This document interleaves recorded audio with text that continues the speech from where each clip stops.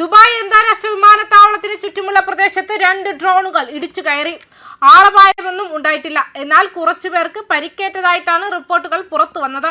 Dubai international എയർപോർട്ടിന് സമീപം 2 ഡ്രോണുകൾ വീണതായും 2 ഖാന പൗരന്മാർക്കും 1 ബംഗ്ലാദേശി പൗരനും നിസ്സാര പരിക്കേറ്റതായും 1 ഇന്ത്യൻ പൗരനും മിതമായ പരിക്കുകൾ സംഭവിച്ചതായും അധികൃതർ സ്ഥിരീകരിക്കുന്നുണ്ട്.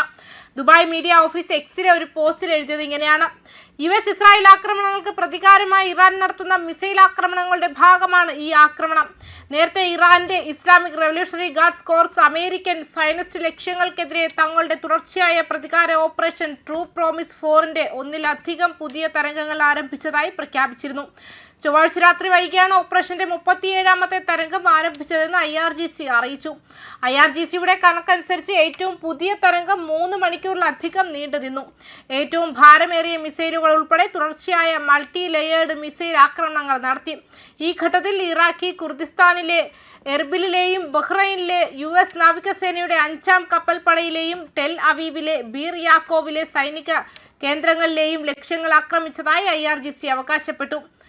ഖൈബർ, ഷെഗാൻ, ഖാദർ, ഖൊറാം ഷഹർ മിസൈലുകൾ ഉപയോഗിച്ചാണ് ലക്ഷ്യങ്ങൾ ആക്രമിച്ചതെന്ന് പ്രസ്താവനയിൽ പറയുന്നുണ്ട്.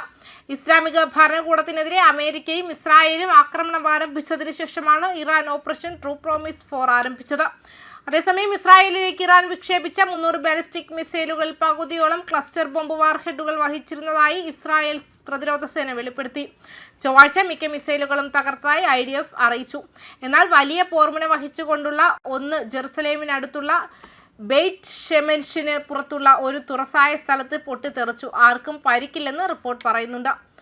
ക്ലസ്റ്റർ ബോംബ് വാർഹെഡുകൾ വിവേചനരഹിതമായി ഡസൻ കണക്കിന് ഉപയുദ്ധോപകരണങ്ങൾ ഓരോന്നിലും നിരവധി കിലോഗ്രാം സ്ഫോടക വസ്തുക്കൾ ഏകദേശം 10 കിലോമീറ്റർ ചുറ്റളവിൽ വിതർന്നു.